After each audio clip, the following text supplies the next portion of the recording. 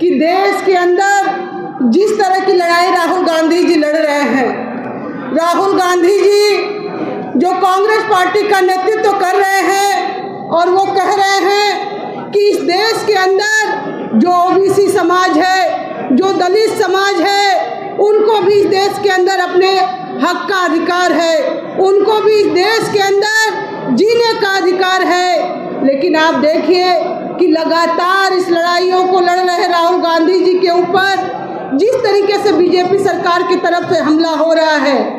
जब राहुल जी कहते हैं कि इस देश के अंदर कितने दलित हैं, इस देश के अंदर कितने ओबीसी हैं, इनकी जातियों की गणना होनी चाहिए, इनकी जातियों की गणना होगी तो इनको आर्थिक रूप से मजबूत किया जा सकता है, इनको सामाजिक रूप से मजबूत किया जा सकता है, राजनीति में भी इनकी मजबूत भागीदारी हो सकती है। इसलिए हम चाहते हैं कि इन जातियों की जाति जनगणना कराई जाए।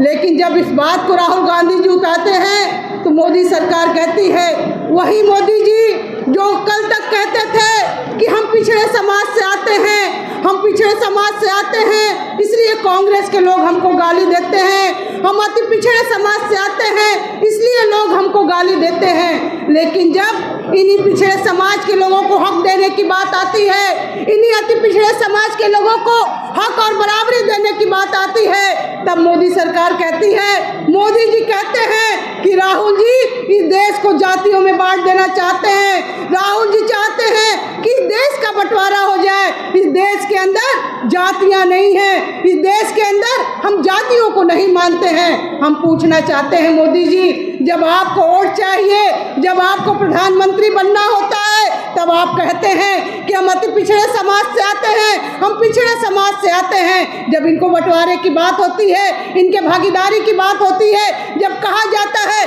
कि हक इनका हक हिस्सा मिलना चाहिए, तब आप कहते हैं कि देश के अंदर कोई जाति नहीं है, देश के अंदर सिर्फ एक जाति है और वो है गरीबी की जाति। हम मानते हैं कि देश के अंदर गरीबी है, लेकिन वो गरीबी किसकी वजह से है ये भी आप उठा करके देख लीजिए। 2014 के बाद से जिस तरीके से देश के अंदर बेरोजगारी आई है, किसान आत्महत्या करने के लिए मजबूर हो रहा है, नौजवान सड़कों पे रोजगार मांगने के लिए लड़ाई लड़ रहा है, दिल्ली की सड़कों को जाम कर रहा है, लखनऊ की सड़कों को जाम कर रहा है, और जब वो अपने रोजगार की बात करता है तो उनको लाठियां मिलती है, उनके ऊपर मुकदमे लादे जाते हैं। तब हम पूछना चाहते हैं कि आप इनके हक अधिकार की बात क्यों नहीं करते हैं? जब ये अपने हक अधिकार की बात करते हैं तब आप कहते हैं मोदी जी कि ये जो ओबीसी समाज के लोग हैं, ये जो दलित समाज के लोग हैं, ये जो नौजवान हैं, ये जो किसान हैं, ये जो अति पिछड़े लोग हैं, ये देशद्रोही हैं, ये देश विरोधी है, क्योंकि ये भाजपा सरकार के खिलाफ सड़कों पे बैठ करके आंदोलन कर रहे हैं। हम कहना चाहते हैं, अगर रोजगार मांगना देशद्रोह है, अगर अपने अधिकार के लिए लड़ना देशद्रोह है, अगर किसान अपने किसानी को बचाने के लिए लड़ रहा है, अगर वो देशद्रोह है, तो हम हक से कहते हैं हाँ हम देशद्रोही हैं, हाँ हम देशद्रोही हैं, क्योंकि हम अपने सवाल पे लड़ रहे हैं, हम अपने मांगों को लेकर के लड़ रहे हैं। और जो ये आप देश के अंदर जातियों के नाम पे बंटवारा करना चाहते हैं, आप चाहते हैं कि राहुल गांधी जी अति पिछड़ों के सवाल पे न लड़े, पिछड़ों के सवाल पे न लड़े, इसलिए आप जो है देश के अंदर जाति के नाम पे राजनीति करके अपने आप को तो वोट ले लेते हैं, लेकिन इनके हक अधिकार को नहीं देना चाहते हैं। आज इस देश के अंदर जिस तरह की खाई हम लोगों के बीच में पैदा की जा रही है, दलित को ओबीसी के बीच में लड़ाया जा रहा है, ओबीसी को सवर्णों के बीच में लड़ाया जा रहा है, ये हमको आपको समझने की जरूरत है। ये सरकार हमारी हित ऐसी नहीं है, ये सरकार हमारे लिए नहीं बनी है, ये सरकार यहाँ के गरीब गुर्गों के लिए नहीं बनी है, ये सरकार यहाँ के नौजवानों किसानों के लिए नहीं बनी है, ये सरकार अगर किसी के लिए बनी है चंद पूंजीपतियों के लिए बनी है, जिनका जेबा भर करके आपका जेबा काट करके उनका जेबा भरना चाहते हैं। आप देख लीजिए जिस तरह से जल जंगल जमीनों को बेचा जा रहा है, उस पर किसका कब्जा होता है? उस पर आदिवासियों का कब्जा होता है, दलितों का कब्जा होता है। अगर आप सच में आप कहते हैं कि इस देश के अंदर एक जाति है गरीब, तो आप क्यों बेच रहे हैं उन जंगल जमीनों को? क्योंकि उन जंगल जमीनों पे किसी का कब्जा है, तो उन गरीब आदिवासियों का है, उन गरीब दलितों का है। लेकिन आप सच में हितैषी नहीं है गरीबों के, आप हितैषी नहीं है दलितों के, आप हितैषी नहीं है यहाँ के किसानों के, न तो यहाँ के नौजवानों के। आप लोग यहाँ बैठे हुए हैं, महिलाएं बैठी हुई हैं, आपके घर में भी नौजवान बच्चे हैं, छोटे बच्चे हैं। आप चाहते हैं कि आपके बच्चे जो है अच्छी शिक्षा ले, बेहतर पढ़ाई पढ़े और बेहतर पढ़ाई पढ़ करके किसी बढ़िया स्कूल में जाए, विश्वविद्यालय में पढ़े, डॉक्टरी की डिग्री लेकर के आए, इंजीनियरिंग की डिग्री लेकर के आए। लेकिन आप सोचिए, आप अपने दिल पे हाथ रख के बताइए कि जिस तरीके का शिक्षा महंगा हो गया है, जिस तरह की महंगाई आज के दौर में चल रही है, क्या आप अपने बच्चों को पढ़ा पाते हैं? आप पढ़ा पाते हैं अपने बच्चों को? किसी बेहतर स्कूल में आप भेज सकते हैं? किसी अपने बच्चे को डॉक्टर की पढ़ाई पढ़ा सकते हैं? यहाँ किसान बैठे हुए हैं, मिर्जापुर के अंदर ज़्यादातर किसानी करने वाले लोग हैं। किस तरीके से आप किसानी करते हैं ये आपसे कहने की ज़रूरत नहीं है। बैंकों से कर्जा लेते हैं, सूदखोरों से कर्जा लेकर के आप किसी तरीके से अपने खेत में फसल पैदा करते हैं और उस फसल को बेच करके आप अपने बच्चों को पढ़ाते हैं। लेकिन तब भी आपके बच्चों को नौकरियां नहीं मिल पाती है, तब आपका दिल रोता होगा, आपका मन रोता होगा।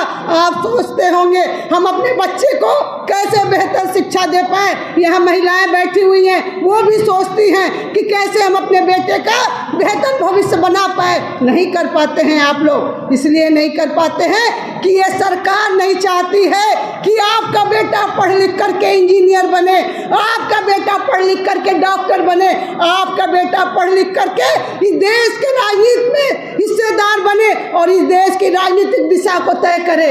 जब आपका बेटा राजनीति करने जाएगा तो कहा जाएगा कि तुम्हारे बस की बात नहीं है, तुम पिछड़े समाज से आते हो, तुम दलित समाज से आते हो, तुम्हारा काम है हमारे पीछे बैठना, तुम राजनीति नहीं करने लायक हो। तब हम आपसे कहना चाहते हैं, ये लड़ाई आपकी कौन लड़ेगा? ये लड़ाई आपकी क्या आपके यहाँ की जो सांसद, वर्तमान सांसद है, वो आपकी लड़ाई लड़ रही है? क्या आपके आरक्षण के सवाल पे वो एक शब्द बोल रही है? क्या आपके बच्चे के रोजगार के सवाल पे वो एक शब्द बोल रही है? वो सरकार की हिस्सेदार है, वो सरकार के साथ मिलकर के सरकार चला रही है। क्या उन्होंने आपके सवाल पे बोला? उन्होंने कहा कि यहाँ के किसानों का कर्जा माफ हो जाना चाहिए, उन्होंने कहा कि यहाँ के नौजवानों को रोजगार मिलना चाहिए, यहाँ अच्छी अच्छी फैक्ट्रियाँ लगना चाहिए। उन्होंने नहीं कहा, उन्होंने नहीं कहा कि यहाँ के महिलाएं भी जो है महंगाई से भूखे सो रही हैं, उनके बच्चे भूखे सो रहे हैं, उनके यहाँ जो है इस देश के अंदर महंगाई को कम करना चाहिए। कोई आपके सवाल पे बोलने नहीं आ रहा है। वो सिर्फ आपको वोटर समझते हैं, वो सोचते हैं कि आप वोट देंगे, सरकार बना देंगे, सांसद चुन लेंगे, विधायक चुन लेंगे और आपका काम खत्म। आपका काम नहीं खत्म होता है, आपका काम है अपने सवालों पे लड़ना।